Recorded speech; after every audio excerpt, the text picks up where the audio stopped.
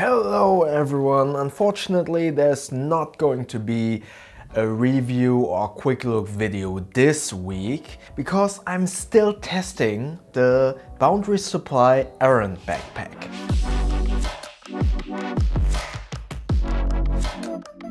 Okay, as I said, there's not going to be a review or a quick look video this week, but I didn't want to leave you without any video this week.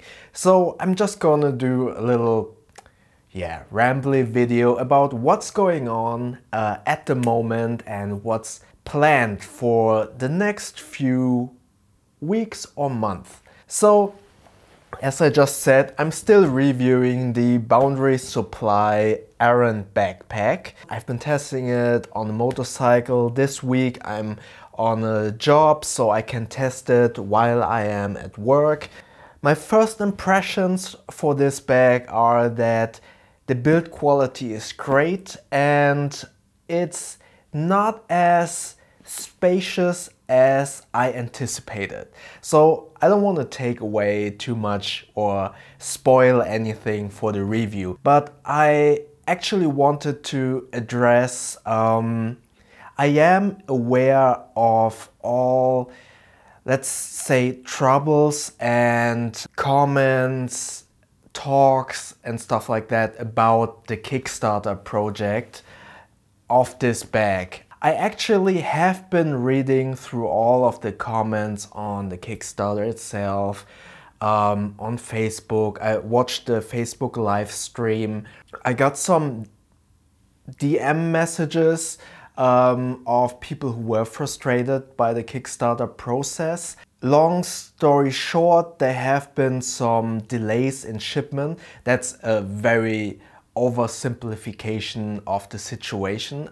I'm still contemplating if I should talk about all that stuff in the review, but as you know, my reviews, they're usually only concentrating on the bag itself, on the quality, on the usability, and how I like the bag. And I usually don't mention that much about warranty, ordering process, and let's call it politics of a specific bag. But I just wanted to let you know that I am aware of all of that stuff that has been happening with this bag, because I do anticipate lots of comments and questions about the Kickstarter once my review is online. From a consumer perspective, I can totally understand the frustrations of some of the Kickstarter backers, but also I kinda understand Boundary Supply as a company, not because I understand their situation, but because I don't understand, or I have no experience or no knowledge about bag productions and what all the logistics entails. So I can only assume that it was a very difficult task for them, because the Kickstarter, as far as I can tell, it was very successful and they had lots of bags to ship, and I can't imagine how difficult that must be in terms of logistics.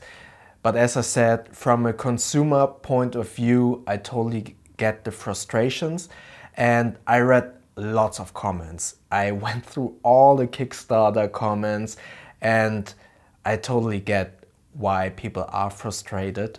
But as I said, it's really difficult for me to filter through that because I'm not that knowledgeable about the logistics. There are so many comments I can't read, or I tried at least to read all of them, but it's like thousands of comments. That's why I'm currently thinking that I will only briefly address that in the review and concentrate on the object itself, rather than going all deep into the politics.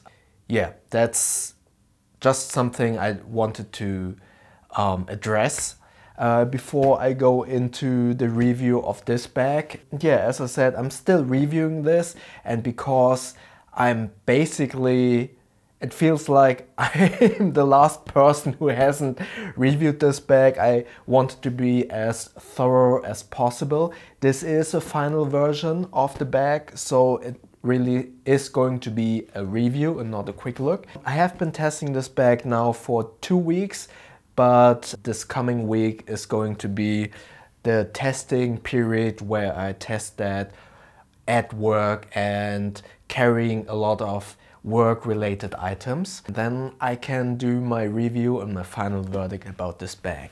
What else is going on? Together with Carryology, I'm working on 2 new series. One series is dedicated to everyday carry. I'm actually pretty excited about that series because if you have seen my last EDC, I think it was 2.0 video, that one is already very old. But since then, not a lot has changed in my EDC.